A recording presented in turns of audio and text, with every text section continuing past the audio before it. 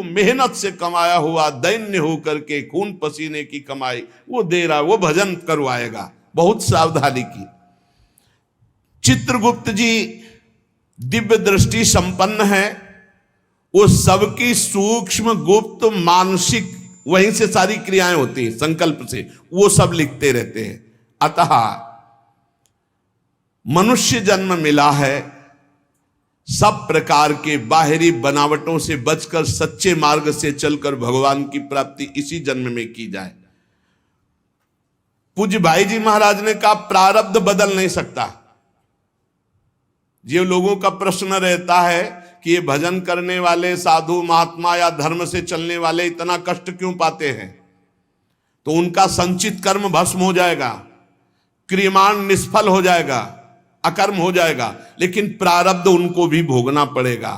प्रारब्ध ना तो किसी संकल्प विकल्प अनुष्ठान से काटा जा सकता है, उसको भोग के ही काटा जा सकता है। प्रारब्ध का विनाश नहीं हो सकता। प्रारब्ध ना काटा जा सकता है ना बदला जा सकता है, प्रारब्ध केवल भोगा जा सकता है। बहुत ध्यान से सुनना। परंतु यदि अधिक भजन हो जाए प्रारब्ध से, प्रारब्ध है मानो 50 और भजन हो गया 100, तो नवीन प्रारब्ध की रचना हो जाएगी तुम्हारा कि अब इस जन्म में तुम्हारा कल्याण हो जाएगा, तुम आगे सुख प्राप्त करोगे, तुम उत्तम लोकों को जाओगे, लेकिन पूर्व प्रारब्ध तुम्हें भोगना पड़ेगा।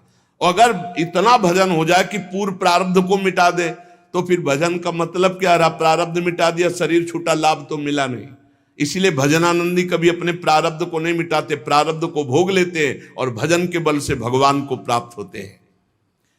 प्रारब्ध में जैसे लिखा हुआ है कि तुम्हारे संतान नहीं होगी और आपने पुत्रेष्टि यज्ञ करवा दी, बहुत उच्च उत्तम आचार्य के द्वारा, मंत्रों के द्वारा, और सिद्ध आपकी यज्ञ हो गई, तो नवीन प्रारब्ध की रचना हो जाएगी। प्रारब्ध में लिखा पुत्र नहीं होगा लेकिन पुत्र हो जाएगा, लेकिन प्रारब्ध में लिखा कि तुम्हें कुष्ठ भोगना पड़ेगा, तो इसके लिए नहीं, इसको तो भोगना ही पड़ेगा। कुछ प्रारब्ध ऐसे है,